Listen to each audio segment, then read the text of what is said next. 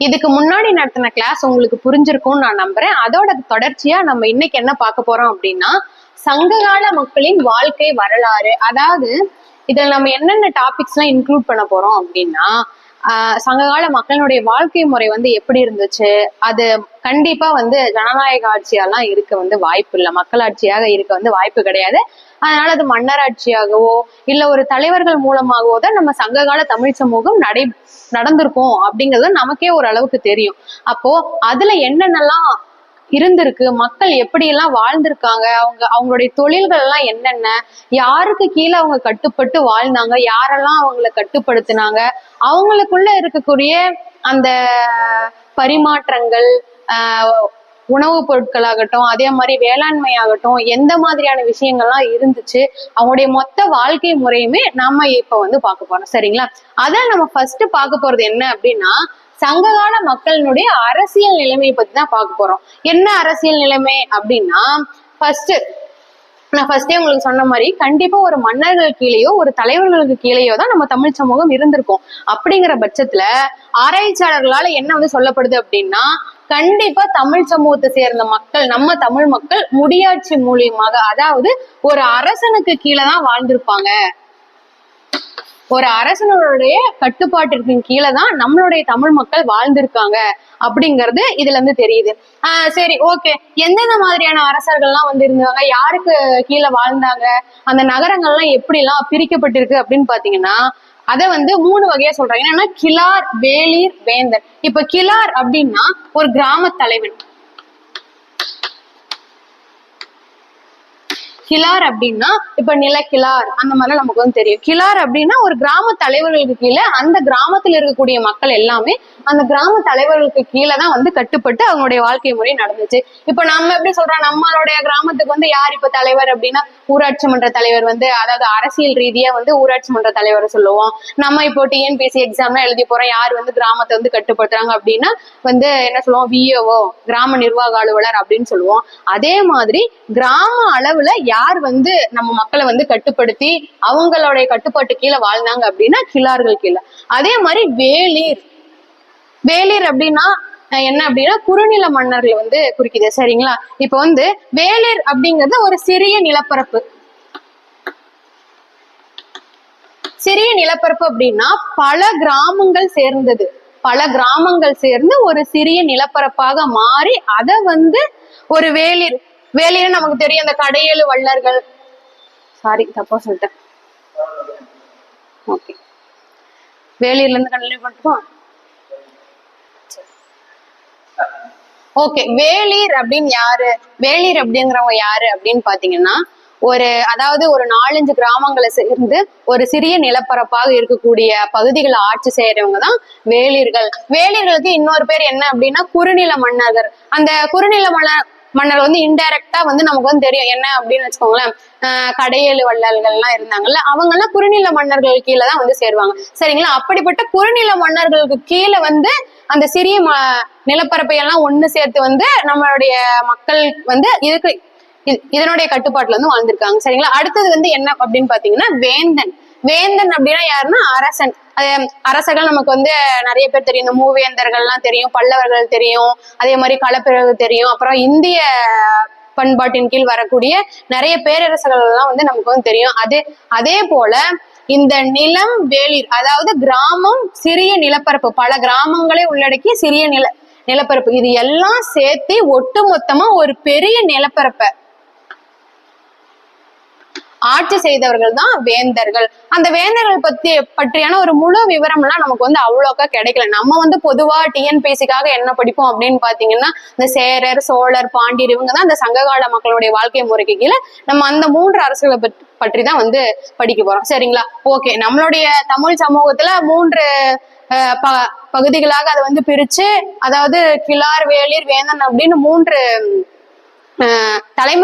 தலைமைகளுக்கு கீழே வந்து நம்மளுடைய மக்கள் வந்து ஆட்சி செய்யப்பட்டிருக்காங்க. சரிங்களா? சரி, அடுத்தது என்ன அப்படின்னு பாத்தீங்கன்னா அமைச்சரவை. வந்து நம்ம ஃபர்ஸ்டே வந்து சொன்ன மாதிரி வந்து அரசியல் நிலைமை வந்து ஒரு அரசனுக்கு கீழே வந்து கட்டுப்பட்டுதான் நம்ம மக்கள் வந்து வாழ்ந்தாங்க அப்படின்னு தெரிய வந்துச்சு. அதுக்கப்புறம் சரி, ஓகே, அவங்களுடைய அமைச்சரவை எப்படி இருந்துச்சு அப்படின்னு பாத்தீங்கன்னா, அதாவது அந்த அமைச்சரவையில 2 குழுக்களா பிரிச்சிருக்காங்க. அதுதான் ஐம்பெருக்குழு ஒண்ணு, என் பேராயம் ஒண்ணு. ஓகேங்களா? இந்த ஐம்பெருங்குழு இதெல்லாம் வந்து நம்ம ஸ்கூல் புக்லயே வந்து படிச்சிருப்போம். நான் ரொம்ப ஸ்ட்ரக் ஆகிறேன் இன்னைக்கு. சரி, நெக்ஸ்ட் நம்ம என்ன பார்க்க போறோம்னா அமைச்சரவை பத்தி பார்க்க போறோம். அமைச்சரவையவே 2ஆ பிரிச்சிருக்காங்க. என்ன அப்படின்னு பாத்தீங்கன்னா ஐம்பெருக்குழு, என் பேராயம் அப்படின்னு சொல்லிட்டு 2ஆ பிரிச்சிருக்காங்க. அது என்ன ஐம்பெருங்குழு அப்படின்னா இதெல்லாம் நம்ம வந்து ஸ்கூல் புக்லயே பார்த்ததுதான். இன்னும் கொஞ்சம் டீட்டெயிலா வந்து பார்க்க போறோம். ஐம்பெருங்குழுல வந்து முக்கியமான 5 உறுப்பினர்கள் மட்டும் இடம்பெறுவாங்க. அவங்க யாரு அப்படின்னு பாத்தீங்கன்னா ஒண்ணு அமைச்சர்கள், அந்தணர்கள், படைத்தலைவர்கள், தூதுவர்கள், ஒற்றர்கள். சரிங்களா? இப்ப பாத்தீங்கன்னா அமைச்சர்னா முக்கிய அமைச்சர்கள் வந்து சில உறுப்பினர்களா இடம்பெறுவாங்க. அந்தணர்கள் அப்படின்னா வேள்விகள், அந்த வியாகங்கள் எல்லாம் வேதங்கள் எல்லாம் சொல்லி அந்த இதெல்லாம் வந்து பண்ணக்கூடியவங்க. அதே மாதிரி படைத்தலைவர் பாத்தீங்கன்னா அந்த எத்தனை படை இருக்கோ அதனுடைய சீஃப் கமாண்டர்ஸ் எல்லாமே வந்து இதுல வந்து இருப்பாங்க. அதே மாதிரி தூதுவர்கள் அப்படின்னு பாத்தீங்கன்னா ஒரு நாட்டுல இருந்து இப்ப வந்து நம்ம எப்படி வந்து IFS இந்தியன் ஃபாரின் சர்வீஸ் எல்லாம் வந்து எப்படி வந்து நம்ம தூதர்களை நியமிக்கிறோமோ அதே மாதிரி ஒவ்வொரு நாட்டிற்கும் தூதர்கள் அனுப்பக்கூடிய தூதர்கள் அடங்கிய குழு இது. அதே மாதிரி ஒற்றர்கள் பாத்தீங்கன்னா ஒற்றர் வந்து ஸ்பை வந்து அதாவது உள்நாட்டுல ஏதாவது கலவரம் ஏற்படுதா, யாராவது புரட்சியாளர்கள் இருக்காங்களா, வேற ஏதாவது சதித்திட்டம் நடக்குதா அப்படின்னு பாக்குறதுக்காக ஒற்றருக்கு வந்து நியமிச்சிருக்காங்க. சரிங்களா? அதுக்கடுத்து என்ன அப்படின்னா என் பேராயம் 2வது பிரிவா என்ன பிரிச்சிருக்காங்க, என் பேராயம். என் பேராயத்துல யாராரு இருப்பாங்க அப்படின்னு பாத்தீங்கன்னா கரணத்தியலவர், கனகச்சுற்றம், நகரமாந்தர், யானை வீரர், கரும விதிகள், கடைக்காப்பாளர், படைத்தலைவர், இவுளி மறவர். சரிங்களா? இப்போ இதுல பாத்தீங்க அப்படின்னா கரணத்தியலவர் யாரு அப்படின்னு பாத்தீங்க வச்சுக்கோங்களேன். இவர் வந்து ஒரு கணக்கர், இவர் வந்து ஒரு அக்கௌண்டன்ட். சரிங்களா? அதாவது நாட்டுக்கு தேவையான கணக்கு வழக்குகள் எவ்வளவு செலவு செஞ்சிருக்காங்க, எவ்வளவு வரவு வந்திருக்கு, செலவாயிருக்கு அப்படிங்கிறதெல்லாம் பார்க்கக்கூடியவர் இவரு. அதுக்கப்புறம் கணக்கு சுற்றம் அப்படின்னு பாத்தீங்கன்னு வச்சுக்கோங்களேன். அதாவது பழங்கால பொருட்களை எல்லாமே பழங்கால பொருட்கள், புதையல்கள் அதை எல்லாமே அதாவது அரசருக்கு சொந்தமான பாரம்பரிய நகைகள், பொக்கிஷங்கள், புதையல்கள் எல்லாத்தையுமே பாதுகாக்கக்கூடிய கடமை யாருக்கு இருக்கு அப்படின்னு பாத்தீங்கன்னா கனக சுற்றத்துக்கு வந்து இருக்கு. அதே மாதிரி நகர மாந்தர் அப்படின்னா யாருன்னு பாத்தீங்கன்னா நம்ம எப்படி நம்மளுடைய சார்பா வந்து நகரத்துக்கு ஒரு மேயர் இருப்பார் இல்லையா, அதே மாதிரி சங்க காலத்துல மக்களினுடைய சார்பாக ஒரு பிரதிநிதி இருப்பாரு, அவரு தான் வந்து நகரமாந்தர். அதே மாதிரி யானை வீரர் அப்படின்னா யானை படையினுடைய தலைவர், அவரும் வந்து முக்கிய பங்கு வகிச்சிருக்காரு. அதே மாதிரி கரும விதிகள் அப்படின்னா என்ன அப்படின்னு பாத்தீங்கன்னா அரசர் வந்து இடக்கூடிய ஆணைகளை நாட்டினுடைய அனைத்து பகுதிகளுக்கும் கொண்டு சென்று பரப்புவதற்கான வீரர்கள்லாம் யாருன்னு பாத்தீங்கன்னா கரும விதிகள். அதே மாதிரி கடைக்காப்பாளர்னா யாருன்னு பாத்தீங்கன்னா அதாவது ஒரு அரண்மனை, அதாவது ஒரு அரண்மனை ஆகட்டும் இல்ல அந்த நாட்டை சுற்றியே வீரர்களால பாதுகாக்க. அடுத்து நம்ம யார பார்க்க போறோம் அப்படின்னா கடைக்காப்பாளர்னா யாரு அப்படின்னு பாத்தீங்கன்னா ஒரு அரண்மனையோ இல்ல அந்த அரசனுக்கு சொந்தமான நாடு முழுக்க வந்து காவலாளர்கள் நிறுத்தி வச்சிருப்பாங்க இல்லையா, அவர்களுடைய தலைவர் தான் கடைக்காப்பாளர். அடுத்தது படைத்தலைவர். ஒரு அரசன் எத்தனை படைகளை கொண்டு, அத பொதுவாக 3 படைகள் இருக்கும், ஒன்னா 5 படைகள் இருக்கும், அந்த மாதிரியான படைகளினுடைய தலைவர்கள். அதே மாதிரி இவுளி மறவர் அப்படின்னா யாரு பாத்தீங்க அப்படின்னா வில்லம்பு வீரர்கள். அதே மாதிரி பல வகையான அந்த பழங்குடி மக்கள் எல்லாம் இருக்காங்க இல்லையா, அவங்க வந்து வீரர்களாக வந்து இருப்பாங்க. அவங்க வந்து பாத்தீங்கன்னா புதுவிதமான ஒரு தொழில்நுட்பத்துல ஏதாவது ஒரு வில்லோ இல்ல ஒரு எரியிட்டியோ அந்த மாதிரி எல்லாம் பயன்படுத்துவாங்க. அவங்களுக்கான தலைவர்கள் அவங்கதான் வந்து இவுளி மறவர்கள். அதாவது அமைச்சரவை 2 பிரிவை வந்து பிரிச்சிருக்காங்க. அதுல ஒண்ணு வந்து ஐம்பெருங்குழு, இன்னொன்னு வந்து என் பேராயம். சரிங்களா? ஓகே, 4வது நம்ம என்ன பார்க்க போறோம் அப்படின்னா அரசுரிமை. அதாவது அரசருடைய உரிமை வந்து பரம்பரையா வருதா இல்ல திறமையின் அடிப்படையில வருதா அப்படிங்கறத பத்தி தான் நம்ம அரசுரிமையில இருந்து பார்க்க போறோம். அரசருடைய உரிமை அப்படிங்கிறது பரம்பரையான உரிமை தான். நம்ம தாத்தா, நம்ம அப்பா, அதுக்கப்புறம் அதுக்கப்புறம் நம்ம குழந்தைங்க அப்படிங்கிற மாதிரியான உரிமை தான் பரம்பரை உரிமை அப்படிங்கிறது. பொதுவாவே நம்ம சங்க காலத்தை பத்தின ஒரு பொதுவான கூற்று இருக்குது. என்ன அப்படின்னா தாய் வழி சமூகம் அப்படிங்கிற மாதிரி இருக்கு. அது சங்க காலத்துல இருந்திருக்கலாம். அதுக்கப்புறம் அந்த பிந்தைய சங்க காலம், அதாவது சங்கம் மருவிய காலத்துல எல்லாம் பாத்தீங்க அப்படின்னா அது தந்தை வழி சமூகமா வந்து மாற்றம் அடைஞ்சிருக்கும். அதே மாதிரி பாத்தீங்கன்னா அரசனை வந்து கோன் அப்படின்னு வேந்தன் சரி, ஓகே, அரசனை வந்து கோன் அப்படின்னு சொல்லுவாங்க, வேந்தன் அப்படின்னு சொல்லுவாங்க. அதே மாதிரி அரசருக்கு முடிசூட்டும் விழா வந்து அரசு கட்டிலேறுதல் அப்படின்னு சொல்லுவாங்க. அதுக்கப்புறம் பாத்தீங்கன்னா அரசனுடைய மகனோ மகளோ இருந்தா அப்படின்னா அதனுடைய இளவரசர் வந்து இளங்கோ அப்படின்னு வந்து சொல்லுவாங்க. அதே மாதிரி அரசர்களும் சரி அந்த படை தலைவர்களும் சரி கையில இல்லைன்னா கால்ல எல்லா இடத்துலயுமே பாத்தீங்கன்னா வீரக்கடல் அப்படின்னு ஒண்ணு வந்து போட்டிருப்பாங்க. அந்த வீரக்கடல்ல என்ன இருக்கும் அப்படின்னு பாத்தீங்கன்னா அந்த அரசனுடைய அல்லது அந்த வீரனுடைய சாதனைகள் எல்லாமே அதுல வந்து பொறிக்கப்பட்டு இருக்கும். அதுதான் வந்து வீரக்கடல். சரிங்களா? அதுக்கப்புறமா அரசனுடைய சபை அதாவது அரசவை எப்படி இருந்துச்சு அப்படின்னு பாத்தீங்கன்னா அதை நான் ஃபர்ஸ்டே பார்த்தோம். அமைச்சரவை அப்படிங்கறது 5 பெரும் குழுவாகவும் எண் பேராயமாகவும் 2ஆ பிரிக்கப்பட்டிருந்து. அதே மாதிரி அரசனுடைய சபை எப்பொழுதுமே பகல் பொழுதுல மட்டும்தான் கூடியிருக்கு. அதாவது நாளவையாக தான் வந்து கூடியிருக்கு. நம்ம அங்காடிகள்லாம் பார்ப்போம், நாளங்காடி அல்லங்காடி அந்த மாதிரியான விஷயங்கள்லாம் பார்ப்போம். அந்த மாதிரி அரசனுடைய சபை வந்து அரசவைன்னு சொல்றாங்க. அது பகல் பொழுதில் கூடியிருக்கிறது, அதுதான் வந்து நாளவை. சரிங்களா? அடுத்து வந்து பாத்தீங்கன்னா அரசனுடைய கடமைகள். அரசனுக்கு எந்த மாதிரியான கடமைகள் அதுல வந்து திருக்குறள் முதல்ல இந்த சங்ககாலம் வரை எல்லா விஷயங்களையும் அரசனுடைய கடமைகள் வந்து குறிப்பிட்டிருக்காங்க. அரசருக்கு மொத்தம் 5 விதமான கடமைகள் இருந்துச்சு. அதுல ஃபர்ஸ்ட் பாத்தீங்க அப்படின்னா கல்வி கற்பதை ஊக்குவித்தல். அதாவது நாட்டு மக்களுக்கு தேவையான அடிப்படை கல்விகள், கணிதம், அறிவியல், தொழில்நுட்பம் போன்ற எல்லா வகையான கல்வி முறைகளையுமே அரசன் வந்து கொடுத்து ஊக்குவிச்சிருக்காரு. சரிங்களா? 2வது பாத்தீங்க அப்படின்னா சடங்குகளை நடத்துதல். அதுக்காக தான் வந்து அந்த அமைச்சரவையினுடைய முதல் பிரிவு அதாவது 5 பெரும் குழுவுல அந்தணர்களை வந்து அரசர் வந்து நியமிச்சிருப்பாரு. அந்த அந்தணர்கள் தான் என்ன பண்ணுவாங்க அப்படின்னா சடங்குகள், வேத வேள்விகள் எல்லாத்தையுமே நடத்துவாங்க. மூன்றாவதான கடமை என்ன அப்படின்னு பாத்தீங்கன்னா பரிசுகளை வழங்குதல். யாருக்கெல்லாம் பரிசு வழங்குவாங்க அப்படின்னா இப்ப நமக்கு எப்படி தமிழ்நாடு கவர்மெண்ட் ஒரு வீர தீர செயல் செஞ்சாங்க அப்படின்னா அவங்களுக்கு எல்லாம் வந்து கேடயங்களும் பரிசு பொருட்களும் வழங்குறாங்க இல்லையா? அந்த மாதிரி அரசர் வந்து யாருக்கெல்லாம் பரிசு பொருட்களை வழங்கினாரு அப்படின்னு பாத்தீங்கன்னா இந்த விரலியர், கூத்தர், பாணர், அந்த மாதிரி இருக்கக்கூடிய பாட்டு பாடுறவங்க, நடனம் ஆடுறவங்க, அந்த மாதிரி இருக்கக்கூடியவங்களுக்கு பரிசுகளை வந்து இந்த வள்ளல்கள் எல்லாமே வழங்கினாங்க. அதுக்கப்புறம் பாத்தீங்க அப்படின்னா மக்களை பாதுகாத்தல். எப்படி எல்லாம் மக்களை பாதுகாக்கிறாங்க அப்படின்னா அந்நிய நாட்டினுடைய படையெடுப்பில் இருந்து, அப்புறம் உள்நாட்டுல ஏற்படக்கூடிய கிளர்ச்சிகள்ல இருந்து, பஞ்சங்கள்ல இருந்து, வறட்சிகள்ல இருந்து, எல்லாத்துல இருந்து மக்களை வந்து பாதுகாக்கிறது அரசனுடைய கடமையா இருந்துச்சு. அதுக்கப்புறம் குற்றவாளிகளை தண்டித்தல் அப்படின்னா சங்க காலத்துல வந்து குற்றங்களை தடுக்கிறதுக்காகவும் குற்றவாளிகளை தண்டிக்கிறதுக்காகவுமே பல பயங்கரமான தண்டனைகள் எல்லாமே இருந்துச்சு அப்படின்னு கூட நம்ம வந்து பார்த்திருப்போம். அதாவது இந்த பானைக்குள்ள ஒரு பாம்பை விட்டு அதுக்குள்ள வந்து அந்த குற்றவாளி வந்து கையை விட சொல்லி இது வந்து அந்த மாதிரியான விஷயங்கள் எல்லாமே அப்போ வந்து நடந்திருக்கு. அது வந்து கடிச்சா வந்து நீ வந்து குற்றவாளி, கடிக்கல அப்படின்னா நீ நிரபராதி அப்படிங்கிற மாதிரியான தண்டனைகள் எல்லாமே அப்போ வந்து இருந்துச்சு. இது எந்த மாதிரி தண்டனை, இதுல வந்து எந்த மாதிரியான நீதி கிடைக்கும் அப்படின்னு தெரியல. பட் அந்த காலத்துல அந்த மாதிரிலாம் இருந்துச்சு. அதுக்கப்புறம் 6வது என்ன பாக்குறோம் அப்படின்னா உள்ளாட்சி அமைப்புகளை பத்தி வந்து நம்ம பாக்குறோம். உள்ளாட்சி அதாவது நாடு எந்த மாதிரியாக பிரிக்கப்பட்டிருந்தது அப்படின்னு பாத்தீங்கன்னா ஃபர்ஸ்ட் மண்டலம் ஒரு பெரும் பரப்பு, அதுக்கப்புறம் மண்டலங்கள் சிறிய நாடுகளாக, அதாவது மண்டலங்களுக்குள்ளேயே, மண்டலம் அப்படிங்கிறது ஒரு பெரிய பரப்பா இருக்கும், மண்டலங்களுக்குள்ளேயே பல நாடுகள் வந்து இருக்கும். அந்த பல நாடுகள் வந்து சுற்றங்களா, இப்ப ஒரு நாடு பல சுற்றங்களாக வந்து பிரிக்கப்பட்டிருக்கும். சரிங்களா? அந்த சுற்றங்கள் எல்லாமே அந்த சுற்றங்களுக்குள்ள ஊர்களாக வந்து பிரிக்கப்பட்டிருக்கும். இந்த ஊர் என்ன அப்படின்னா ஊர் வந்து ஒரு 3 பிரிவை வந்து பிரிச்சிருப்பாங்க. அதுதான் வந்து பேரூர், சிற்றூர், மூதூர். பேரூர் அப்படின்னா பெரிய ஊர் அப்படின்னு அர்த்தம். சிற்றூர் அப்படின்னா ஒரு சிற்றூர், ஒரு சிறிய கிராமம் அப்படின்னு அர்த்தம். மூதூர் அப்படின்னா அது ஒரு பழமையான நகரம், அதாவது பழமையான ஊர் அப்படிங்கிற அர்த்தம். சரிங்களா? அதுக்கப்புறம் பட்டினம், புகார் அப்படின்னு பிரிச்சிருந்தாங்க. எதை பிரிச்சிருந்தாங்க அப்படின்னு பாத்தீங்கன்னா அந்த நெய்தல் நிலப்பகுதி, அதாவது கடற்கரை பகுதிகளை பட்டினம், பாக்கம், அப்புறம் புகார் அப்படின்னு வந்து பிரிச்சிருந்தாங்க. பட்டினம் அப்படின்னா கடற்கரை நகரம். சரிங்களா? புகார் அப்படின்னா துறைமுக நகரம்.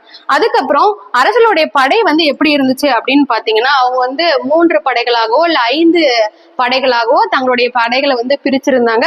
அதுல வந்து தானே தலைவன் அப்ப வந்து நம்ம தமிழ்ல படிச்சிருப்போம். தானை அப்படின்னா என்ன அப்படின்னா படை வீரன் அப்படின்னு வந்து நம்ம தமிழ் வந்து படிச்சிருப்போம். தானே தலைவன் அப்படிங்கிறது ஒரு படைக்கான தலைவன், ஒரு படைக்கான மூத்த தளபதி, அவன் தான் வந்து தானே தலைவன்.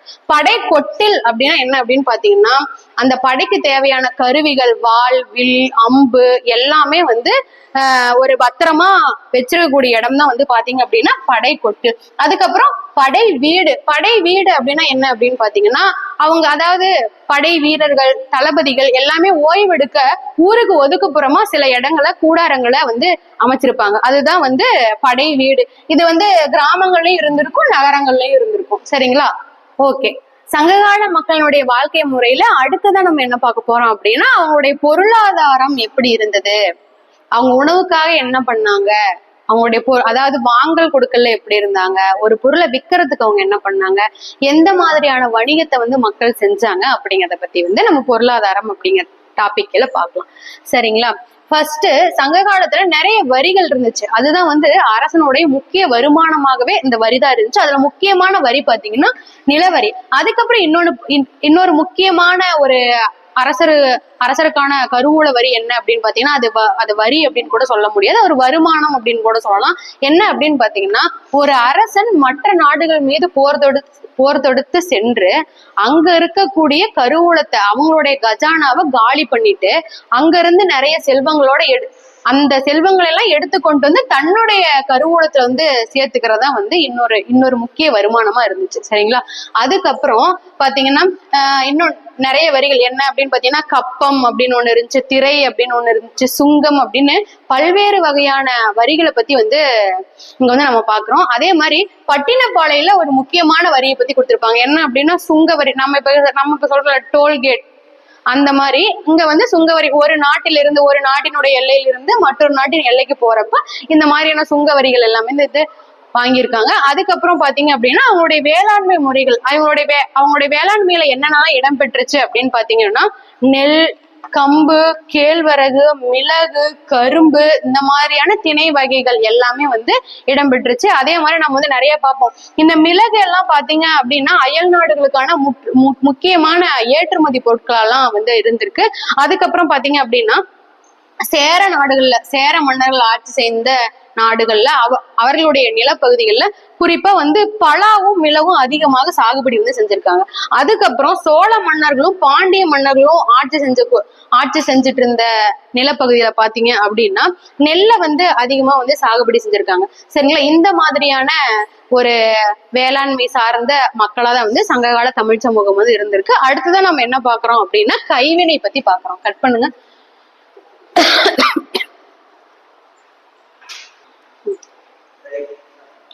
நெக்ஸ்ட் நம்ம என்ன பார்க்க போறோம் அப்படின்னா கைவினை தொழில்கள். சரிங்களா? இப்ப கைவினை தொழில்களுக்காக வந்து ஸ்டேட் கவர்மெண்ட்டும் சரி சென்ட்ரல் கவர்மெண்ட்டும் சரி வந்து 2 ஸ்கீம் வந்து இம்ப்ளிமெண்ட் பண்ணியிருக்காங்க. அது என்ன ஸ்கீம் அப்படின்னு வந்து நீங்க கமெண்ட்ல இருந்து சொல்லுங்க. சரிங்களா? சரி, ஓகே. கைவினை அப்படிங்கிற டாபிக்ல நம்ம என்ன பார்க்க போறோம் அப்படின்னா, நம்ம தமிழ் மக்கள், அதாவது தமிழ் சமூகத்தை சேர்ந்த மக்கள் வந்து எந்த மாதிரியான கைவினை தொழில்கள், கிராஃப்ட் எல்லாம் என்ன பண்ணாங்க அப்படிங்கிறத நம்ம பார்க்க போறோம். ஃபர்ஸ்ட் என்னன்னா உலோக பாண்டம். நிறைய குயவர்கள் இருந்திருப்பாங்க, நிறைய உலோக பாண்டங்கள்லாம் செஞ்சிருப்பாங்க. நம்ம நிறைய பார்த்திருப்போம். இந்த சிந்து சமவெளி நாகரிகம், கீழடி நாகரிகத்திலாம் நம்ம வந்து நிறைய மண்பாண்டங்கள் மீதான கீறல்கள், எழுத்து வடிவங்கள் எல்லாம் பார்த்திருப்போம். அந்த மாதிரி உலோக பாண்டங்கள் எல்லாம் செஞ்சாங்க. அதே மாதிரி மணிகள் மற்றும் தங்கத்தாலான அணிகலன்கள். மணிகள் அப்படின்னா நமக்கு வந்து என்ன ஃபர்ஸ்ட் ஞாபகம் வரும் அப்படின்னா அந்த கார்னிலியன் மணிகள், கருப்பு சிவப்பு மணிகள், அதெல்லாம் நமக்கு வந்து ஞாபகம் வரும். அப்புறமேட்டு தங்கமும் அப்போ வந்து பயன்பாட்டுல இருந்திருக்கு, அதையும் நல்லா பாத்துக்கோங்க. அதுக்கப்புறம் கண்ணாடி உற்பத்தி அப்படின்னா கண்ணாடி தொழிற்சாலைகள் எல்லாமே இருந்திருக்கு. அது நம்ம வந்து 11th புக்ல வந்து நீங்க வந்து அது படிச்சிருப்பீங்க. இன்னும் நல்லா டீப்பாவே படிச்சுக்கோங்க. கண்ணாடி தொழிலகம் எல்லாம் இருந்திருக்கு. கண்ணாடி வளையல்கள், அது எல்லாமே முகம் பார்க்கும் கண்ணாடிகள், இன்னும் நிறைய வந்து கண்ணாடி வச்சு நிறைய கிராஃப்ட் எல்லாம் வந்து பண்ணிருக்காங்க. அதுக்கப்புறமா பாத்தீங்கன்னா இந்த மாதிரியான விஷயங்கள்லாம் எங்கெல்லாம் நடந்திருக்கு, எங்கெல்லாம் கிடைச்சிருக்கு. இப்ப கூட இங்கெல்லாம் வந்து அகழ்வாராய்ச்சி அரிக்கமேடு, உறையூர், பட்டினம், மதுரை, கொர்க்கை, கீழடி, ஆதிச்சநல்லூர், பையம்பள்ளி, கொடுமணல், இங்க எல்லாமே வந்து அகழ்வாராய்ச்சிகள் போயிட்டுதான் இருக்கு. அதுல எல்லாமே வந்து இந்த உலோக பாண்டங்கள், மணிகள், கண்ணாடிகளான பொருட்கள் எல்லாமே வந்து கிடைச்சிருக்கு.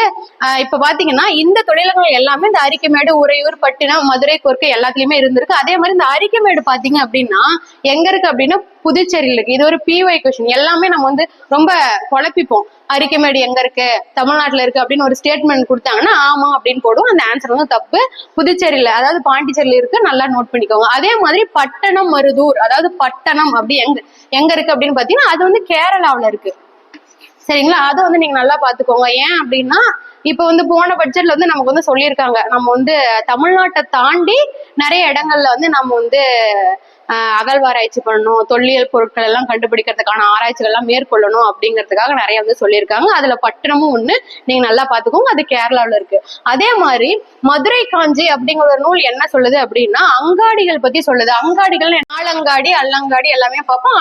அதாவது அங்காடி அப்படின்னா கடை தான். அது வந்து என்ன, நாலங்காடி அப்படின்னா பகல் பொழுதில் செயல்படக்கூடிய கடைகள், அல்லங்காடி அப்படின்னா இரவு நேர கடைகள். இப்பவும் நம்ம எல்லாம் நைட் நேரம்லாம் எல்லாம் மாடு அங்கங்கன்னு சுத்திட்டு இருக்கோம் இல்லையா, அதுக்கெல்லாம் தமிழ் வந்து அல்லங்காடி அப்படின்னு வந்து பேரு. அதுக்கப்புறம் மக்கள் எல்லாமே எந்த மாதிரியான உடைகளை வந்து உடுத்தினாங்க அப்படின்னு பாத்தீங்கன்னா பருத்தியிலான உடைகள் மற்றும் பட்டிலான உடைகள். அதாவது தமிழகத்தில் நெய்யப்பட்ட பட்டு உடைகளுக்கு வந்து மேலை நாடுகள்ல வந்து நிறைய மவுசு இருந்துச்சு அப்படிங்கறதெல்லாம் நம்ம வந்து பார்த்திருப்போம். அதுக்கப்புறம் வந்து உறையூரில் செய்யப்பட்ட பருத்தி ஆடைகளுக்கு வந்து அயல் நாட்டினுடைய வாணிபத்தை வந்து ரொம்ப வந்து அதிகரிச்சது பாத்தீங்க அப்படின்னு பாத்தீங்கன்னா உறையூரில் செய்யப்பட்ட பருத்தி ஆடைகள். அதுக்கப்புறமா நம்ம வந்து வணிகத்தை பத்தி பார்க்க போறோம். சரிங்களா, எந்த மாதிரியான மக்கள் வந்து வணிகம் செஞ்சாங்க, எந்தெந்த பொருட்கள் எல்லாம் வணிகம் செஞ்சாங்க அப்படின்னு பாத்தீங்கன்னா, பொதுவா நமக்கு வணிகம் அப்படின்னு சொன்னோம்னா இந்த கறின்னு என்ன, மிளகு, அதாவது கறி சாப்பிட்ற கறி அப்படின்னு நினைச்ச கூடாது. கறி அப்படிங்கிறது வந்து மிளகு. தமிழ்ல வந்து மிளகு, பட்டு துணிகள், கண்ணாடி பொருட்கள், தந்தங்கள் எல்லாமே வந்து இங்க இருந்து ஏற்றுமதி செய்யப்படுது. அதே மாதிரி குதிரைகள்லாம் பாத்தீங்க அப்படின்னா இறக்குமதி செஞ்சிருக்காங்க. அந்த மாதிரி முக்கிய வணிகமா இருந்தது வேளாண்மையும் உப்பு விற்கிறது தான். உப்பு விற்கிறவங்க யாரு அப்படின்னு பாத்தீங்கன்னா உமணர்கள் அப்படின்னு வந்து சொல்லுவாங்க. சரிங்களா, அதுக்கப்புறமா சாத்துக்கள். சாத்து அப்படின்னா என்ன அப்படின்னு பாத்தீங்கன்னா ஒரு இடத்துல இருந்து இன்னொரு இடத்துக்கு போய் வியாபாரம் செய்யக்கூடிய வணிகர்களை தான் சாத்து அப்படின்னு சொல்லுவாங்க. அவங்கள வந்து கல்வெட்டுகள்ல என்ன சொல்லுவாங்க அப்படின்னு பாத்தீங்கன்னா, அதாவது அவங்களுடைய பேர் எந்த மாதிரி குறிப்பிடப்பட்டிருக்கும் அப்படின்னு பாத்தீங்கன்னா சாத்தன் நிகம அப்படின்னு சொல்லியிருப்பாங்க. கல்வெட்டுகள்ல சாத்தன் நிகம அப்படிங்கிறது சாத்து அப்படிங்கக்கூடிய இடம் விட்டு இடம் சென்று வணிகம் செய்யக்கூடிய நபர்களை வந்து குறிக்கூடிய சொல்லுது. அதுக்கு அப்புறமா இங்க பாத்தீங்க அப்படின்னா அப்பெல்லாம் வந்து பணம், தங்கம், வெள்ளி, நாணயம் அந்த மாதிரிலாம் எதுவுமே கிடையாது. அதெல்லாம் பிந்தைய வேத காலத்துக்கு அப்புறமா தான் அதெல்லாம் கொண்டு வருவாங்க. எந்த மாதிரியான வணிகம் அப்படின்னா ஒரு பொருளை கொடுத்து மற்றொரு பொருளை வாங்கிக்கிறது, அதற்கு நிகரான மற்றொரு பொருளை வாங்கிக்கிறது. சரிங்களா, அதுக்குதான் அதனுடைய பேர் நமக்கு நல்லாவே தெரியும், பண்டமாற்று முறை. அதாவது பாலோடு வந்து கூழோடு போனாங்க அப்படின்ற மாதிரி நிறைய நீங்களா தமிழ்ல படிச்சிருப்பீங்க. அதுக்கப்புறம் பாத்தீங்கன்னா எந்த நாட்டோட நம்ம வந்து அதிக வணிக தொடர்பு இருந்துச்சு அப்படின்னு பாத்தீங்கன்னா ரோமானியர்களோடையும் கிரேக்கர்களோடையும் தான் நமக்கு வந்து அதிக வணிக தொடர்பு வந்து இருந்துச்சு. அயல் நாட்டு வாணிகம் அப்படின்னு எடுத்தாவே அந்த ரோமானியர்களும் கிரேக்கர்களும் வந்துருவாங்க. சரிங்களா, இப்ப கூட வந்து பாத்தீங்க அப்படின்னா நம்மளுடைய பிரதமர் பாத்தீங்க அப்படின்னா நெதர்லாந்து சுற்றுப்பயணம் செஞ்சு அங்கிருந்து இருக்கக்கூடிய லெய்டன் பட்டயங்கள் எல்லாத்தையும் வந்து இங்க வந்து சோழர் காலத்தை சேர்ந்த லெய்டன் பட்டங்கள் எல்லாத்தையுமே வந்து திரும்ப வந்து நெதர்லாந்து அரசு வந்து நமக்கு வந்து ஒப்படைச்சிருக்காங்க. அதெல்லாமே நம்ம வந்து தினசரி செய்தியில வந்து பார்த்துட்டு இருப்போம். அதுக்கப்புறமா மக்களுடைய கலைகள் அதை பத்தி பார்க்கணும் அப்படின்னா, அதாவது முத்தமிழுக்குமே ஒரு கோட்பாடுகளை உருவாக்கி இருக்காங்க. அதாவது கவிதை அப்படின்னு பாத்தீங்கன்னா இயற்றமிழா இருக்கும், இசை அப்படின்னா இசை தமிழா இருக்கும், நாடகம் அப்படின்னா இந்த மாதிரி நாட்டியங்கள், கூத்து வகைகள் எல்லாமே பாத்தீங்கன்னா நாடக தமிழ்ல வந்துடும். அதே மாதிரி முத்தமிழுக்கும் வந்து ஒரு கோட்பாடுகளை வந்து வகுத்திருக்காங்க. அதே மாதிரி கரிகால சோழன் இருக்காங்க இல்லையா, அவர் வந்து ஏழிசை வல்லான், அதாவது 7 ஸ்வரங்களையும் நன்றாக கற்று தேர்ச்சி பெற்றதுனால அவரை ஏழிசை வல்லான் அப்படின்னு சொல்லுவாங்க. அதே மாதிரி அவருக்கு இன்னொரு புனைப்பெயர் என்ன அப்படின்னு பாத்தீங்கன்னா பொன்னி கரை கண்ட பூபதி அப்படின்னு பேரு, நல்லா ஞாபகம் வச்சுக்கோங்க. அதுக்கப்புறமா தான் நான் சொன்ன மாதிரி முத்தமிழுக்குமே ஒரு கோட்பாடுகளை வகுத்திருக்காங்க. வந்து மக்களுடைய முக்கியமான ஒரு பொழுதுபோக்கு என்ன அப்படின்னா கூத்து பாக்குறது, நாடகம் பாக்குறது. அதாவது இப்ப எல்லாமே ரொம்ப அழிஞ்சு போச்சு, நம்மளுடைய கோயில் திருவிழாக்கள் எல்லாத்துலயுமே வந்து கூத்து எல்லாம் போடுவாங்க. இப்ப எல்லாம் வந்து நாகரிகம் மாற நிறைய டான்ஸ் அந்த மாதிரி எல்லாம் நம்ம வந்து போட்டுட்டு இருக்கோம். சரிங்களா, அதே மாதிரி இந்த நாடகம் பாக்குறது, அதாவது கூத்து பாக்குறது, அதாவது பாரத கதைகள், ராமாயண கதைகள், அதே மாதிரி உள்ளூர் தெய்வங்களுக்கு உண்டான கதைகள் எல்லாத்தையுமே நாடக வடிவுல, அதாவது கூத்து வடிவமா வந்து நம்மளுடைய மக்கள் எல்லாம் வந்து கொடுத்து அதெல்லாம் வந்து பார்த்து நிறைய பொழுதுபோக்கு நிகழ்வுகள்லாம் வந்து நடந்திருக்கு. அதே மாதிரி அவங்களுடைய விழா என்ன அப்படின்னு பாத்தீங்கன்னா நிறைய உள்ளூர் விழாக்கள் இருக்கும். நம்மளே இப்ப வந்து நம்ம ஊர்ல இருக்கிற சாமியெல்லாம் அவங்க உள்ளூர் தெய்வங்கள் தான். சரிங்களா, அவங்களுக்கான விழாக்கள் கொண்டாடுற மாதிரி இவங்க அறுவடை திருநாள் அப்படின்னு ஒரு நாள் கொண்டாடி இருக்காங்க. இப்ப அறுவடை திருநாள் நீங்க போகி, பொங்கல் அப்படி அந்த மாதிரி கிடையாது. என்ன அப்படின்னா இந்திர விழா அப்படின்னு சொல்லுவாங்க. இது வந்து எத்தனை நாள் நடைபெறும் அப்படின்னு நிறைய எக்ஸ்பீரியன்ஸ் கேண்டிடேட்ஸ்க்கு, அதாவது ஆஸ்பிரண்ட்ஸ்க்கு வந்து தெரிஞ்சிருக்கும். நீங்க கீழே கமெண்ட்ல வந்து சொல்லுங்க. அதாவது இந்திர விழா வந்து எத்தனை நாள் நடக்கும் அப்படின்னு நீங்க வந்து சொல்லுங்க. இந்திர விழாவை பத்தி வந்து இப்ப வந்து மணிமேகலையிலயும் சிலப்பதிகாரத்திலயும் அதிகமா குறிப்பிடக்கூடிய விழா வந்து பாத்தீங்கன்னா இந்திர விழா தான். சரிங்களா? அதே மாதிரி இன்னொரு விஷயம் என்ன அப்படின்னா, அவங்களுக்கான விளையாட்டுக்கள் என்ன அப்படின்னு பாத்தீங்கன்னா வச்சுக்கோங்களேன், எருது சண்டை, காளை சண்டை, வேட்டையாடுறது, தாயம் ஆடுறது, பெண்களுக்கான பொழுதுபோக்கு விளையாட்டுகள் தனியா இருக்கும், ஆண்களுக்கான பொழுதுபோக்கு விளையாட்டுகள் வந்து தனியா இருக்கும். அந்த மாதிரி நிறைய விளையாட்டுகளை வந்து நம்ம தமிழ் சமூகத்தை சேர்ந்த தமிழ் மக்கள் வந்து விளையாண்டுருக்காங்க. ஓகே, சங்க காலத்தை பத்தின ஒரு அடிப்படை தகவல் வந்து நம்ம வந்து உங்களுக்கு இங்க பாடமா வந்து கொடுத்து முடிச்சிட்டோம். சரிங்களா? இப்போ வந்து நம்ம போன கிளாஸ்ல என்ன பார்த்தோம்னா சங்க காலம் பார்த்தோம், 3 சங்கங்களை பத்தி பார்த்தோம், அகத்தியம் தொல்காப்பியத்தை பத்தி பார்த்தோம். இன்னைக்கு என்ன பார்த்தோம் அப்படின்னா சங்ககால மக்களுடைய வாழ்க்கை முறை, அரசாட்சி, அதுல இருக்கக்கூடிய பிரிவுகள், அதுக்கப்புறமா மக்களுடைய பொருளாதாரம் எப்படி இருந்துச்சு, அவங்களுடைய வாணிபம் எப்படி இருந்துச்சு, அவங்களுடைய பொழுதுபோக்கு, விழா, விளையாட்டு எல்லாத்த பத்தியும் நம்ம பார்த்தோம். இதுவே உங்களுக்கு வந்து தேர்வுகளுக்கு போதுமானதா இருக்கும். இது சம்பந்தமான ஏதாவது ஒரு கேள்விகள், ஒரு சந்தேகங்கள் உங்களுக்கு இருந்துச்சு அப்படின்னா நீங்க கீழே கமெண்ட் பண்ணுங்க. Thank you so much.